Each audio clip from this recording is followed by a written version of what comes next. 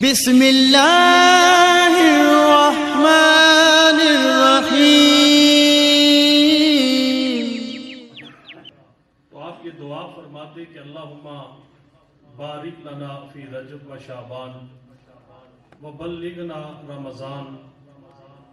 کہ اللہ رپیٹ تھوڑا کم کر دیں۔ اے اللہ ہمیں رجب اور شعبان کے مہینے کے اندر برکت نصیب فرما اور اتنی مہلت عطا فرما کہ رمضان کا مہینہ ہمیں نصیب ہو جائے۔ اور اس کے علاوہ آقا کریم صلی اللہ علیہ وسلم کی حدیث مبارکہ کہ اِنَّ رجب شہر اللہ وَإِنَّ شعبان شہری وَإِنَّ رمضان شہر امتی۔ کہ رجب اللہ کا مہینہ ہے، شعبان میرا مہینہ ہے اور رمضان یہ میری امت کا مہینہ ہے۔ اور ایک اور نبی کریم صلی اللہ علیہ وسلم کا ارشاد مبارک کہ فضل الشعبان علی الشہور کا فضلی علی سائر الانبیاء وفضل رمضان علی الشہور کا فضل اللہ تعالی علی عبادہ۔ کہ شعبان کے مہینوں کو باقی مہینوں کے اندر اسی طرح فضیلت حاصل ہے جس طرح مجھے تمام انبیاء پر فضیلت حاصل ہے، اور رمضان کے مہینے کو باقی مہینوں کے اوپر اسی طرح فضیلت حاصل ہے جس طرح اللہ کو تمام مخلوقات کے اوپر فضیلت حاصل ہے۔ ہم صرف رمضان کے مہینے کا انتظار کر رہے ہوتے ہیں کہ رمضان شریف کا مہینہ آئے، قرآن حکیم کی تلاوت کریں گے۔ رمضان شریف کا مہینہ آئے تو اس کے اندر باقاعدہ طور پہ باجماعت نماز کا اہتمام کریں گے۔ لیکن حضرت سیدہ عائشہ صدیقہ رضی اللہ تعالی عنہ فرماتی ہے کہ میں نے آقا کریم صلی اللہ علیہ وسلم کو رمضان کے علاوہ کثرت کے ساتھ روزے رکھتے ہوئے جس مہینے کے اندر دیکھا وہ یہی شعبان المعظم کا مہینہ تھا۔ اس لیے کہ رجب کا مہینہ یہ اللہ کا مہینہ ہے، اور اس مبارک مہینے کے اندر اللہ نے اپنے محبوب نبی کو معراج شریف کروائی اور نمازوں کا تحفہ عطا فرمایا۔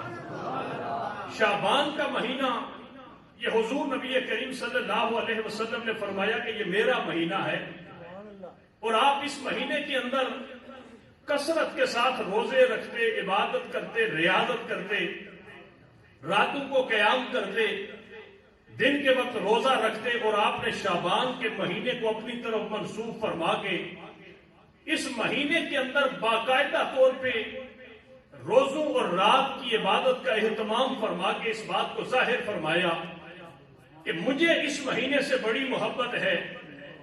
اب رمضان شریف کے حوالے سے آقا کریم نے فرمایا کہ رمضان میری امت کا مہینہ ہے۔ ہم میں سے ہر آدمی رجب کے حوالے سے نہیں جان سکتا کہ رجب اللہ کا مہینہ کیسے ہے۔ سارے مہینے اللہ کے ہیں، 12 کے 12 مہینوں کا مالک خالق اللہ ہے۔ حضور نبی کریم صلی اللہ علیہ وسلم کو سارے مہینے عطا فرمائے گئے، لیکن آپ نے اس ایک خاص مہینے کو اپنی طرف جو نسبت عطا فرمائی ہم اس حوالے سے نہیں جان سکتے، نہیں پہچان سکتے۔ لیکن یہ جو اللہ کے نبی نے فرمایا کہ رمضان میری امت کا مہینہ ہے، اس مہینے کے حوالے سے ہم میں سے ہر آدمی یہ رمضان کے مہینے کو جان بھی لیتا ہے، پہچان بھی لیتا ہے کہ سارا سال نماز پڑھنے کا دل نہیں کرتا، رمضان کا مہینہ آتا ہے تو ہم باقاعدہ طور پہ باجماعت نماز کا اہتمام شروع کر دیتے ہیں۔ سارا سال قرآن کی تلاوت کرنے کا دل نہیں کرتا، لیکن جب رمضان شریف کا مہینہ آتا ہے تو ہماری یہ خواہش ہوتی ہے کہ قرآن حکیم کی تلاوت کر کے ختم قرآن کا اہتمام کیا جائے۔ اس سے پتہ یہ چلتا ہے کہ 3 مشہور و معروف راتیں اللہ نے اپنے نبی کی امت کو عطا فرمائی۔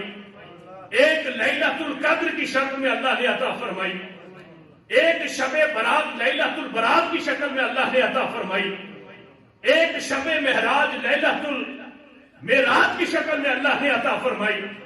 میرے بھائی ان 3 راتوں کے اندر اللہ نے اپنے نبی کی امت کے لیے خاص انعام رکھا ہے، جس حوالے سے ہم میں سے ہر آدمی کو نہ صحیح لیکن ہر آدمی کو پتا ہے کہ شب معراج ہوتی ہے، شب برات ہوتی ہے، شب قدر ہوتی ہے. اب قرآن حکیم کے اندر اللہ تبارک و تعالیٰ یہ فرماتے ہیں کہ حامیم والکتاب المبین انا انزلناہ فی لیلۃ مبارکہ انا کنا منذرین فیہا یفرق کل امر حکیم، کہ قسم ہے مجھے کتاب روشن کی، انا انزلناہ فی لیلۃ مبارکہ، ہم نے اس قرآن کو برکت والی رات کے اندر نازل فرمایا. فرمایا کہ اس رات کی خاصیت کیا ہے؟ فیہا یفرق کل امر حکیم، کہ اس رات جو ہر حکمت والا معاملہ ہوتا ہے اللہ اس کی تقسیم فرماتا ہے. فرشتوں کے ذمہ اللہ اس رات کے اندر فرشتوں کی ڈیوٹی لگاتا ہے کہ جس روح نے اس دنیا سے جانا ہوتا ہے اسرائیل کے نام اس کا حوالہ کر دیا جاتا ہے. جس روح نے دنیا کے اندر آنا ہوتا ہے اسرائیل کے حوالے اس برکت والی رات کے اندر اس آنے والی روح کا نام فدا فرشتہ جو پیدائش کی ڈیوٹی ہے اس کے حوالے کر دیا جاتا ہے. انسان کا رزق اللہ نے روز ازل سے ہی لکھ دیا ہے، لیکن اس رات کے اندر انسان کو یہ رزق سال میں کتنا دیا جائے گا رب کائنات فرشتے کے حوالے وہ سارے کے سارے سال کا رزق حوالے فرما دیتا ہے. گویا ایک ایسی رات کے جس کے اندر اللہ نے پورے سال کا ہر انسان کا بجٹ پیش کر کے فرشتوں کے حوالے ڈیوٹی لگا دینی ہے. وہ جس مہینے کے اندر اللہ نے اس رات کو رکھا ہے وہ یہی مہینہ ہے. اللہ نے اس رات کو اس مہینے میں رکھا ہے. یہاں پر جو بات میں آپ سے بیان کرنا چاہتا ہوں، اللہ نے نزول قرآن کے لیے 2 راتوں کا انتخاب فرمایا. ایک لیلۃ القدر کا انتخاب فرمایا، ان انزلناہ فی لیلۃ القدر، ہم نے اس کو لیلۃ القدر کے اندر نازل فرمایا. اور یہاں پر فرمایا کہ ان انزلناہ فی لیلۃ مبارکہ، ہم نے اس قرآن کو برکت والی رات کے اندر نازل فرمایا. اب جو لیلۃ المبارکہ ہے وہ شعبان المعظم کی 15ویں رات بنتی ہے، اور جو لیلۃ القدر ہے وہ رمضان کی آخری 5 راتوں میں سے کوئی رات بنتی ہے. رب تو فرماتا ہے کہ میں نے قرآن کو لیلۃ المبارکہ کے اندر بھی نازل فرمایا، میں نے قرآن کو لیلۃ القدر کے اندر بھی نازل فرمایا. لیکن لیلۃ المبارکہ اور ہے، لیلۃ القدر اور ہے. اب یہاں پر مفسرین کرام یہ فرماتے ہیں کہ ان 2 راتوں کے اندر اللہ نے نزول قرآن کی جو بات بیان فرمائی ہے اس کو سمجھنے کے لیے ہم کس طرح سے تطبیق کریں کہ قرآن حکیم کا نزول لیلۃ المبارکہ کے اندر بھی ثابت ہو جائے اور قرآن حکیم کا نزول لیلۃ القدر کے اندر بھی نازل ہو جائے. تو مفسرین کرام یہ فرماتے ہیں کہ جس رات اللہ نے لوح محفوظ سے آسمان دنیا کے اوپر قرآن حکیم کو نازل کرنے کا حکم ارشاد فرمایا وہ لیلۃ البرات لیلۃ المبارکہ تھی. اور جس رات اللہ نے آسمان دنیا سے قلب مصطفیٰ کے اوپر نازل فرمایا وہ لیلۃ القدر کی رات. اب یہ بات آپ کو سمجھ آ گئی ہے. اللہ نے قرآن کے نزول کے لیے 2 راتوں کا انتخاب فرمایا. ایک یہ شب برات، جس رات کے اندر ہم پٹاخے چھوڑتے ہیں، جس رات کے اندر ہم لائٹیں جلاتے ہیں، جس رات کے اندر ہم باحیات قسم کی فائرنگ کرتے ہیں اور کہتے ہیں کہ آج کی رات یہ شب برات کی رات ہے. میرے بھائی اس رات کے حوالے سے ہم نے اس رات کی حرمت کو جانا ضرور ہے، پہچانا ضرور ہے، لیکن اس رات کے اندر اللہ نے جو اپنے بندوں کے لیے انعام رکھا ہے ہم جان کے بھی اللہ کے اس انعام سے محروم ہو جایا کرتے ہیں. بات میں اب تک کسی نہ کسی چیز کی فکر میں لگا رہتا ہے. اب جتنے یہاں پہ لوگ بیٹھے ہوئے نا، بہت سارے لوگ اپنی فکریں لے کے بیٹھے ہیں. یار پیر صاحب سے آج یہ بھی بات کروں گا، میرا کاروبار نہیں چل رہا. ہر بندہ اپنی فکر لے کے یہاں پہ بیٹھا ہوا ہے. ہر بندے کی اپنی پرائرٹیز ہوتی ہے، ہر بندے کی اپنی ترجیحات ہوتی ہے. کوئی بندہ جس چیز کو جتنی اہمیت دیتا ہے اتنا ہی اس چیز کے بارے میں فکر مند رہتا ہے. اب یہاں پر میں اگر کہہ دوں کہ جن بندوں کو آخرت کی فکر ہوتی ہے وہ آخرت کی تیاری میں لگے رہتے ہیں. جن بندوں کو دنیا کی فکر ہوتی ہے وہ دنیا کی فکر میں لگے رہتے ہیں. جن بندوں کو اللہ کی رضا کی فکر لگی رہتی ہے وہ اللہ کو راضی کرنے کی فکر میں لگے رہتے ہیں. جن لوگوں کو دنیا کے بندوں کو راضی کرنے کی فکر لگی رہتی ہے وہ دنیا کے لوگوں کو راضی کرنے کی فکر میں لگے رہتے ہیں. لیکن یاد رکھیے اللہ کے نبی کا حدیث مبارکہ کا ایک حوالہ، حضرت انس بن مالک رضی اللہ تعالیٰ عنہ فرماتے ہیں کہ آپ نے فرمایا کہ منہوم مانے لا یشبعان. دو فکر مند ایسے ہوتے ہیں کہ جو کبھی بھی نہیں بھرتے. لا یشبعان، جو کبھی بھی نہیں بھرتے، جن کا پیٹ کبھی بھی نہیں بھرتا. فرمایا ایک منہومن فی العلم و منہمن فی الدنیا. ایک وہ بندہ ہے جو اللہ کے دیے ہوئے علم کے اندر فکر مند رہتا ہے، اس کی فکر کبھی ختم نہیں ہوتی، پیٹ کبھی نہیں بھرتا. اور ایک وہ بندہ ہے جسے دنیا کی فکر لگی رہتی ہے، وہ دنیا کی فکر کے اندر لگا رہتا ہے. دنیا جتنی بھی اس کو مل جائے اس کا پیٹ کبھی بھی نہیں بھرتا. اب رب کائنات نے ان راتوں کے اندر قرآن کا نزول فرما کے ہمیں کیا ارشاد فرمایا کہ لوگوں یہ راتیں ایسی ہیں کہ لیلۃ القدر خیر من الف شہر. جو بندہ اس ایک رات کے اندر عبادت کرتا ہے، ریاضت کرتا ہے، اللہ اس کی ایک رات کے بدلے جاگنا، عبادت کرنا 1000 مہینوں کی عبادت سے افضل ہے. ہم لوگوں کو لے کے آتے ہیں عبادت کریں، ریاضت کریں، نوافل پڑھیں، ذکر و اذکار کریں، قرآن کی تلاوت کریں. اس رات کے اندر لوگ آنا شروع ہو جاتے ہیں. یہ جو شب برات ہے، میں بات کر رہا تھا کہ ہم نے جان پہچان کے بھی اس کے اندر عبادت کرنے کے لیے اپنے آپ کو اس طرح تیار نہیں کیا. ایک دوسرا فریق مخالف ہے ہمارا جو اس رات کے حوالے سے کہتا ہے کہ اس رات کی کوئی حقیقت نہیں ہے، اس رات کی کوئی حقیقت نہیں ہے.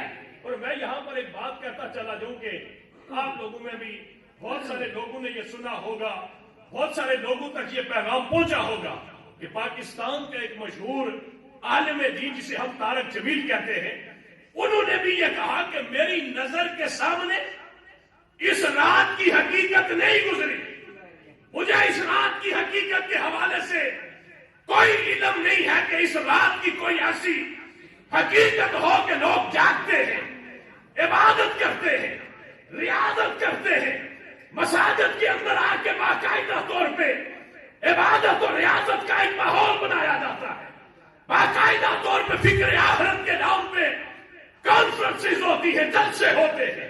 اتنا بڑا ذمہ دار عالم یہ کہتا ہے کہ میری نظر کے سامنے اس رات کی حقیقت نہیں گزری. اور میں خدا لگتی بات آپ کو بتا دوں کہ میں نہ 2-4 سال پہلے کی بات ہے، یہ شعبان کا مہینہ ہی تھا، تو میں نے اسی موضوع کے اوپر تقریر کر دی تھی جمعۃ المبارک کی. ایک میرے دوست نے، میرے مہربان نے مجھے وہ طارق جمیل صاحب کا وہ کلپ سنایا اور کہا کہ یہ دیکھیں طارق جمیل صاحب یہ کہتے ہیں کہ اس رات کی حقیقت میری نظروں سے نہیں گزری. میں خود ڈر گیا، میں نے کہا یار کہیں ایسا تو نہیں کہ ہم نے لوگوں کو غلط راستے کے اوپر لگایا ہے. میں یقین جانے میں اس بات کے اوپر کبھی بھی میں بالکل کمپرومائز نہیں کرتا. میں اگر کوئی بات غلط ہے، اس کی کوئی حقیقت نہیں، تو ہمیں اس بات کے انکار کر دینے کے اندر، ایک قدم پیچھے ہٹ جانے کے اندر ہمیں کوئی مذاکرہ نہیں ہے، ہمیں اس کے اندر کوئی شرمندگی نہیں ہے، اس کے اندر ہمیں کوئی کسی قسم کی گھبراہٹ کا شکار ہم نہیں ہوتے. غلطی ہو جاتی ہے انسان سے، ایک قدم پیچھے ہٹ جانا تاکہ کل اللہ کی بارگاہ کے اندر ہمیں وہاں شرمندگی نہ اٹھانی پڑے.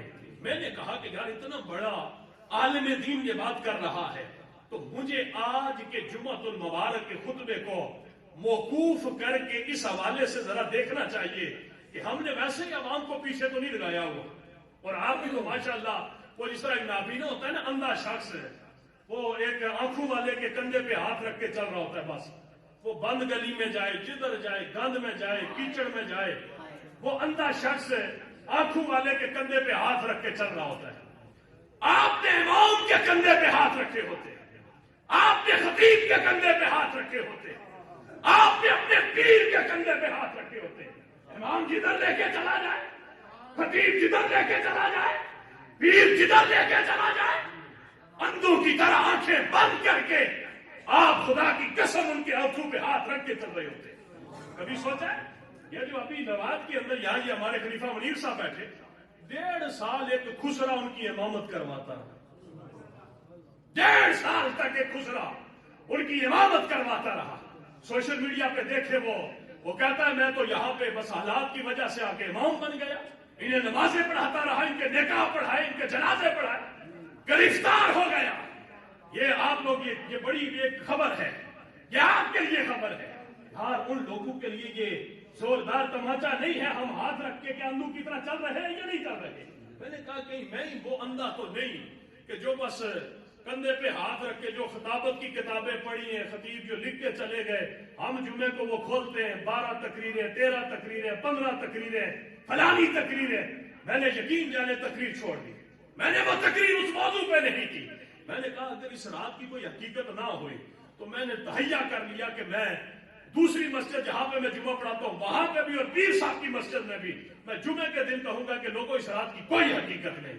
میں نے ارادہ کر لیا، لیکن کہا کہ نہیں، ارادہ کرنے سے پہلے میرے مسلک کے حوالے سے جو میرے پاس علم پہنچا ہے یہ میرے اوپر فرض ہے کہ میں اس کی تحقیق کے اندر جاؤں۔ میرے بھائی جواب میں آپ سے کرنا چاہتا ہوں، یہ اس لیے کرنا چاہتا ہوں کہ خدا آپ کو ایسے ذوق عطا فرمائے۔ یہ ہمارا بیڑا گھر کسی لیے ہوا ہے، یہ پیر جو ننگے مڑنگے دھنگے قسم کے پیر بیٹھے ہوتے ہیں، جس نے اپنے جسم کے اوپر لباس نہیں ہے، ہزاروں لوگ اس کے پاس بیٹھے ہوئے ہاتھ باندھ کے، انہیں کوئی چھیڑ سکتا ہے؟ انہیں اس خانقاہ سے کوئی ہٹا سکتا ہے؟ تو پھر کہہ سکتے ہیں نا کہ وہ سارے اندھے ہیں جنہوں نے ایک ایسے آدمی کے کندھے پہ ہاتھ رکھا ہوا ہے کہ جس کے جسم کا ننگا ہونا بھی ان کو دکھائی نہیں دیتا۔ ہم الحمدللہ آنکھوں والے ہیں، اور الحمدللہ ہم نے آنکھوں والوں کے ساتھ اپنا تعلق یہ بات جو میں کر رہا ہوں، ہم خود بھی آنکھوں والے ہیں اور آنکھوں والوں کے ساتھ ہم نے اپنا تعلق قائم کیا ہوا۔ جو بندہ خود نابینا ہو اس کا قصور نہیں ہوتا، اس کا قصور نہیں ہوتا۔ اچھا میں نے کہا کہ چلے دیکھتے یار اس حوالے سے اس رات کی کوئی حقیقت ہے یا نہیں ہے۔ لڑائی ہو جائے، جھگڑا ہو جائے، اختلاف ہو جائے، دینی مسئلہ ہے، دینی معاملہ ہے، لڑائی ختم کرنی ہے، جھگڑا ختم کرنا ہے۔ اتنا بڑا عالم دین جس کے ایک دن کے اندر کروڑوں سننے والے ہو، وہ اتنی غیر ذمہ بات کر نہیں سکتا۔ اب سیحہ ستہ جو حدیث کی کتابیں وہ کتنی ہیں پتہ ہے آپ کو کتنی ہے؟ شیعوں کی کتنی ہے؟ شیعوں کی کتابیں حدیث کی کتنی ہے؟ 4۔ شیعہ ہماری کتابوں کو نہیں مانتے، بخاری کو نہیں مانتے، مسلم کو نہیں مانتے، نسائی کو نہیں مانتے، ترمذی کو نہیں مانتے، ابن ماجہ کو نہیں مانتے، وہ ابو سنن ابی داؤد کو نہیں مانتے۔ شیعوں کی 4 کتابیں ہیں جنہیں وہ اصول اربعہ کہتے ہیں، تہذیب الاحکام، لا یحصر الفقی، الاستبصار، الکافی، یہ شیعوں کی 4 کتابیں ہیں۔ کہتے ہیں اس سے حوالہ دکھاؤ ہم مانیں گے، ورنہ اگر ان 4 کتابوں کے اندر حدیث نہیں ہے تو ہم تمہاری بخاری اور مسلم کو نہیں مانتے۔ چلے ان کی تو بات رہنے میں، مولانا طارق جمیل صاحب آپ کی اور ہماری کتابیں ایک ہیں، آپ کی اور ہماری جو روایات ہیں وہ ایک ہیں۔ آپ بھی بخاری کو مانتے ہیں، ہم بھی بخاری کو مانتے ہیں، آپ بھی مسلم شریف کو مانتے ہیں، ہم بھی مسلم شریف کو مانتے ہیں، آپ بھی ترمذی کو مانتے ہیں، ہم بھی ترمذی کو مانتے ہیں، آپ بھی سنن ابی داؤد کو مانتے ہیں، ہم بھی سنن ابو داؤد کو مانتے ہیں، آپ بھی ابن ماجہ کو مانتے ہیں، ہم بھی ابن ماجہ کو مانتے ہیں۔ سیحہ کا مطلب ہوتا ہے صحیح، ستہ کا مطلب ہوتا ہے 6۔ گویا کہ سیحہ ستہ حدیث کی جو صحیح ترین 6 کتابیں ہیں وہ ہمارے مسلک اہل سنت کی مستند کتابیں۔ گھر آیا، گھر آ کے میں نے ایک کتاب کے اندر حوالہ پڑھا تھا کہ اس رات کی حقیقت سنن ترمذی ترمذی کے اندر موجود ہے.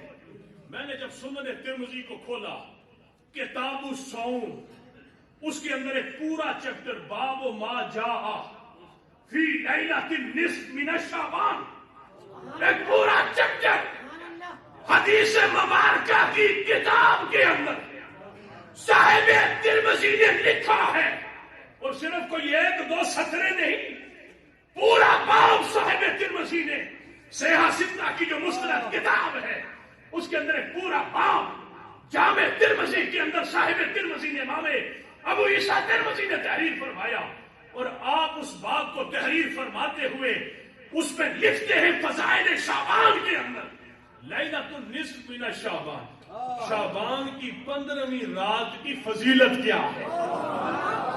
ہم نبی کا فرمان مانے یا مولوی کا بیان مانے؟ آپ مولوی کا بیان مانیں گے یا نبی کا فرمان مانیں گے؟ نبی کا فرمان ماننا ہے. اب میرا سینہ چوڑا ہو گیا. میں نے کہا ایسی بات تو ہے نہیں, کھلا تو مل گیا, ذرا تھوڑا سا آگے تو بڑھ. میرے بھائی اگر اس باب کے اندر بیان کردہ روایات کو بیان کرتا چلا جاؤ, وقت اپنے دامن میں اتنی وسعت نہیں رکھتا, صرف ایک بات بیان کر دیتا ہوں. سید عائشہ صدیقہ رضی اللہ تعالی عنہا ام المؤمنین آپ بیان فرماتی ہیں کہ رات کا وقت تھا, آقا کریم میرے حجرہ مقدسہ کے اندر جلوہ فرماتے, میری آنکھ لگ گئی اور رات کے وقت جب میری آنکھ کھلی میں نے دیکھا کہ بستر مبارک خالی ہے اور اللہ کے نبی بستر پہ موجود نہیں. آپ فرماتی ہے میں بے چین ہو گئی تھی, میں ایک زوجہ کے گھر گئی, دروازہ کھلا, اللہ کے نبی آپ کے گھر تو نہیں, کہا نہیں. دوسری کے گھر, تیسری کے گھر, ساری ازواج کے حجروں کے گھر دروازوں پہ میں نے دستک دی. اللہ کے نبی کا پوچھا, ارے کہ مجھے نہیں پتا, نہیں ادھر تو نہیں ہے, ادھر تو. آپ فرماتی ہیں میں سیدھی حضرت سیدہ فاطمہ زہرا رضی اللہ تعالی عنہا کے گھر چلی گئی. دروازے پہ دستک دی علی المرتضیٰ, آپ نے دروازہ کھولا, کہا اما عائشہ کیا ہو گیا رات کے وقت, ہاں اب کیوں بھائی خیر تو ہے. میں نے کہا کوئی خیر کی خبر نہیں. کہا وہ کیا ہو گیا, اللہ کے نبی کو کچھ ہو گیا.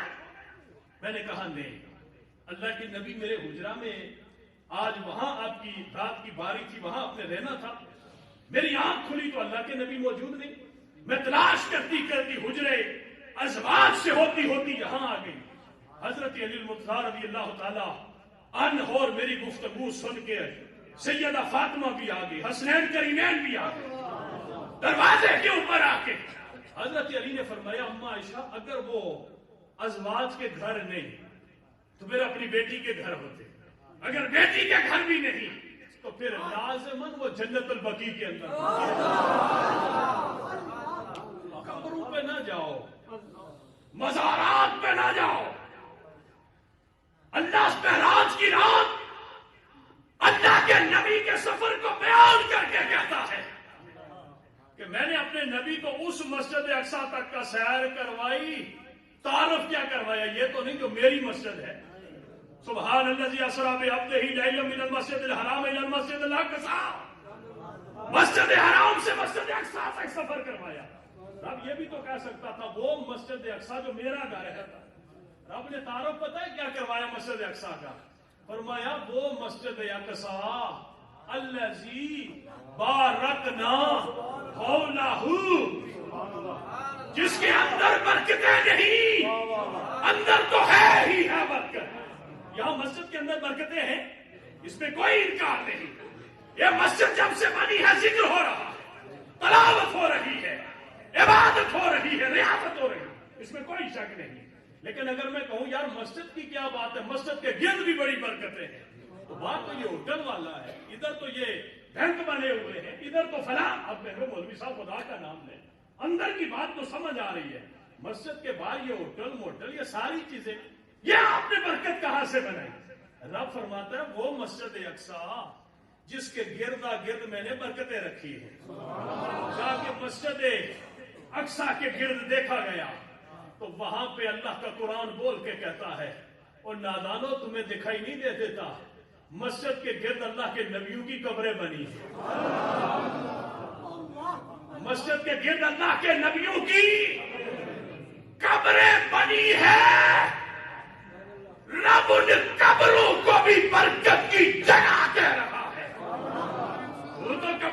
شرک کی جگہ کہہ رہا ہے، تو قبروں کو شرک و بدعت کی فیکٹریاں کہہ رہا ہے، رب اپنے محبوبوں کی قبروں کو بھی برکت کی جگہ کہہ رہا ہے۔ اللہ کا قرآن ہے۔ اب نبی مکرم مسجد کے اندر نہیں، علی المرتضیٰ نے فرمایا اماں وہ جنت البقیع میں ہوں گے۔ جنت البقیع میں کیا ہے؟ جنت البقیع میں کیا ہے بولے؟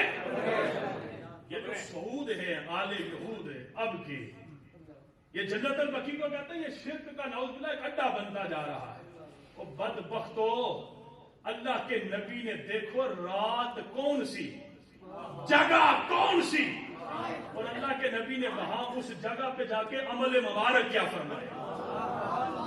حضرت علی المرتضیٰ فرماتے ہیں ہم نکلے، عائشہ اما عائشہ فرماتی ہم نکلے، جو ہی گھر سے باہر نکلا جنت البقیع سے نور علی نور تھی۔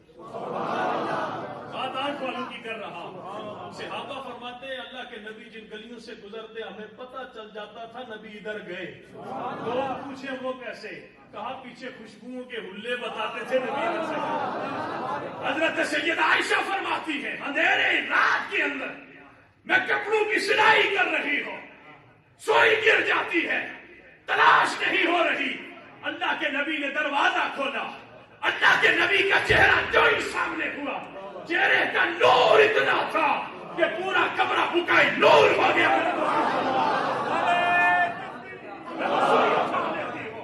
میں رسوئی اٹھا لیتی ہوں۔ صحابہ فرماتے ہیں ہماری جرت نہیں ہوتی تھی کہ اللہ کے نبی گفتگو فرما رہے ہو اور ہم نبی کا چہرہ دیکھ رہے ہیں، ان سے سنا کرتے تھے۔ صرف نبی مسکراتے تو جو دیواروں کے اوپر نبی کے مسکرانے سے نور کی شعائیں پڑتی تھی، ہمیں ان شعاؤں سے پتا چلتا تھا نبی مسکرا رہے۔ اما عائشہ فرماتی علی نے فرمایا اما وہ دیکھ جنت البقیع کا نور بتا رہا ہے، اللہ کے نبی وہاں موجود وہاں پہ تشریف لے گئے، یہ حضرات وہاں پہ تشریف لے کے چلے گئے، دیکھا کہ اللہ کے نبی زاروں کے تار رو رہے۔ لائلۃ النصف من شعبان، 15ویں شعبان کی رات رو رہے۔ ہمت نہیں بڑھ رہی آگے جا کے کوئی پوچھے، کھڑے ہوئے، سوچا یار اگر اٹھنا ہوتا تو ہمارے قدموں کی آواز سن کے سر سے اٹھ جاتے۔ کافی دیر گزر گئی، جرت کسی کی نہیں آگے بڑھی۔ جرت اللہ پھر اپنی بیٹی کو عطا فرمایا، جس کو جگر کا ٹکڑا کہا، خاتون جنت جسے کہا، مخدومہ کائنات جسے کہا، اے میری بیٹی قیامت کے دن جب تیرا گزر ہوگا تو رب انبیاء کی نگاہیں بھی جھکانے کا حکم ارشاد فرمائے گا۔ وہ طہارت کا خزینہ آگے بڑھتا ہے۔ نبی کے سر اقدس کو اٹھا کے سوال کا ابا جی کسی نے تنگ فرمایا ہے؟ کسی نے کوئی تکلیف پہنچائی ہے؟ کسی نے کوئی دکھ پہنچایا ہے؟ یا اللہ کا کوئی پیغام آیا ہے؟ اللہ کے نبی نے فرمایا بعد میں بتاؤں گا، پہلے سر رکھو، تم بھی سجدے میں اور شروع کر دو دعا۔ لگ کے سارے عبادت کرتے، سر اٹھایا تو اللہ کے نبی نے پتہ ہے کیا فرمایا؟ اے عائشہ، اے علی، اے میری بیٹی سیدہ فاطمہ، اے حسن، اے حسین، یہ جو آج کی رات ہے، ان اللہ یغفر لأکثر من عدد غنم شعر بنی کلب۔ آج یہ 15ویں شعبان کی رات ہے اور آج کی رات اللہ بنو کلب قبیلے کی بکریوں کے جسم پہ جتنے بال ہیں اللہ ان سے بھی زیادہ گناہگاروں کی بخشش فرماتا ہے۔ بندوں کی طرح مولیوں کے پیچھے لگ جاتے ہیں۔ میں خود ڈر گیا، میں نے کہا یار میں غلطی پہ ہوں، میں غلطی پہ ہوں۔ پیر صاحب ہو نا، پیر صاحب 2-2.5 لاکھ روپے کا سوٹ پہنا ہو، 4-5 کروڑ روپے کی گاڑی ہو، ٹھیک ہے کہ نہیں؟ پیر صاحب ایک طرف سے کوئی بات کر دیں، یقین جانے دوسری طرف آپ کا امام قرآن لے کے بھی کھڑا ہو، قرآن لے کے بھی کھڑا ہو۔ میں یہ دکھ بیان کر رہا ہوں اپنے بھائی، یہ اپنے مسلک کا رونا بیان کر رہا ہوں۔ کلیل شیب پیر ہو، فاسق مولد پیر ہو، دنیا دار پیر ہو، وہ آپ کو کوئی مرید کو بات کر دے، دوسری طرف امام کا پیکج لے لیتا ہے، پورا سال پھر خوشحال رہتا ہے۔ وقت پہ گندم کی بجائی کر دو، سارا سال آٹا کھاتے رہو، وقت کے اوپر محنت کر لو، ساری زندگی محنت کا ثمر لیتے رہو۔ یہ پیکج جو اللہ دیتا ہے، ان پیکجوں کو لگوا لو، پھر پورا سال اللہ تمہیں ان کے فیضان عطا فرماتا ہے۔ انشاءاللہ اب اذان ہوگی، اذان کے فوراً بعد جماعت نماز ہوگی، اس کے بعد حضور کی